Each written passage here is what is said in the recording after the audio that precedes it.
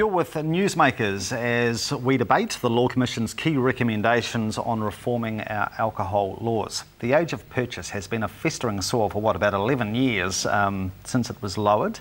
The Law Commission is overwhelmingly convinced that it must revert to 20 for both on and off licences. Is that an affront to 18 and 19-year-olds who drink responsibly in supervised premises, Doug? Well, I think it's a challenge to 18 and 19-year-olds at that point. And I can sympathise with 18 and 19-year-olds who feel that they might be having something taken away from them. That's just a natural human reaction.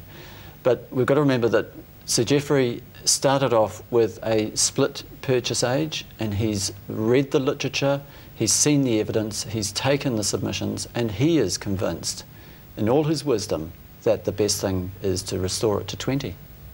You'd support that? Of course I do. Peter? Well, this morning, Doug, you said to the young girl from the keep it at 18, you said that it's not a major issue for your people. No, it's not. It's not the highest priority, but it certainly is part of the comprehensive mix that's required. Yeah. Absolutely. It'll be ineffective. It won't make any difference. The biggest things are the price that we've already talked about, and a whole social change. But you're not going to do that overnight. But on what basis do you say that it's not going to make any difference, Peter? Because people they'll still get alcohol. They'll still be able to get alcohol when it was 20, 18 and 19-year-olds got it. Well, have you read the evidence about the harm that's been brought about since we reduced it? I don't think it's because of the age. I think it's because of the type of drinks and the type of pricing we've got. Well, I think that there is good scientific literature, and I'm most convinced by Dr. Kip Kipri's work, which showed that there's been 400 significant alcohol-related crashes involving 15 to 19-year-olds that would not have occurred if... How do they do that? Statistical modelling.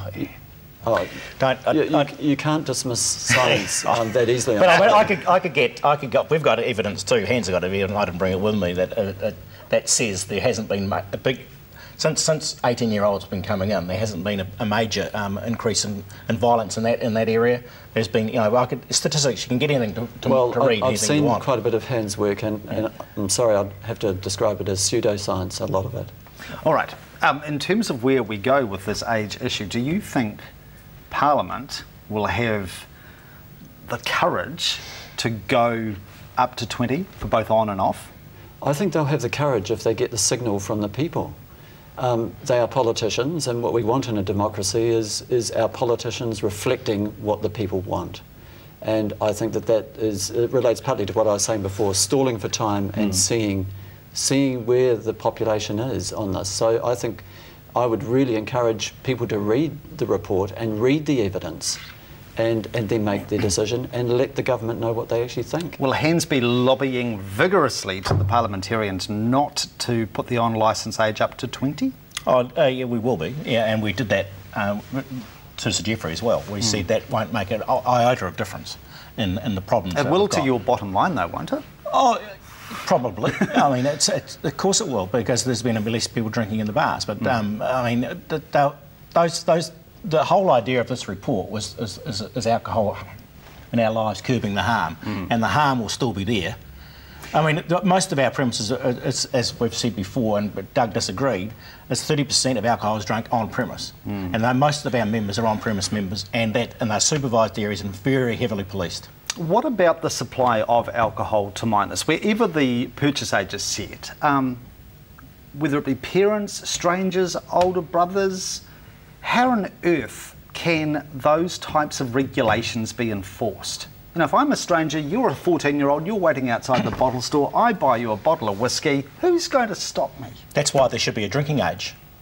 There should be a drinking age of 18, and the only other time you can have alcohol if you're under 18 is on your own premises with your parents or guardians supervising you, and then they have to be responsible for you. Your thoughts? I think the police are the right people to ask that question. You know, how do you enforce it? I think that they would have the answers. But I do think that this sends a signal to the supervision of people who are drinking. I'm not actually for a drinking age because it would criminalise users. And I think rather than thinking of punishing and criminalising people, we should be looking at at treating and giving good information. Of course. I mean, it doesn't have to be a criminal offence. They can make it some sort of other, what they're talking about, the $250 thing. But and we're all for the treatment as well. But it's putting the responsibility back on the people instead of trying to blame the licensee, the brewers, the distillers and things like that. I mean, people have got to take responsibility for themselves somewhere along the line.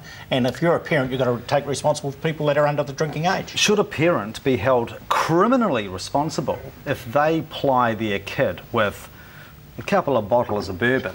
The kid goes harry-carry in whatever manner. Should the parent be held before the courts? I think it would be unusual for a parent to do it unless they've got a significant alcohol problem themselves.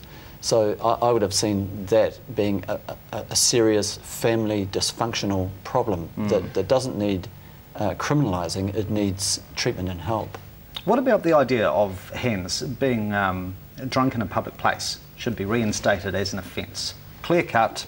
No mucking about. Yeah, well, same thing again, and we touched on this before. I think that the civil cost recovery scheme that Sir Geoffrey's put up is I think a good signal, so long as it's linked again with a treatment response. You know, a referral to make sure the person hasn't got a significant alcohol problem.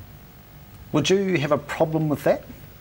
No, I haven't got a problem with the referral either, but it's, I mean, a lot of the time, we see in Christchurch here, the people come in already loaded up into town, and they're already loaded up, and they can't get in a bar, and then they might have a car park somewhere with grog in it, they drink it, and then they're intoxicated, so they're brought up for the liquor ban first, and then they've been found to be intoxicated, and so they're told to go home. And I mean, they probably haven't got an alcohol problem. It's just one of those. It's just, you know, one big weekend or something like that. So I mean, it's going to be costly to do that. I do think there's room for detox centres. Okay. I think they should be government funded and built into them, especially in the major cities. All right. We'll take a break. We may pick up on detox centres actually in a moment. We are with Doug Sellman and Peter Morrison. Back very shortly.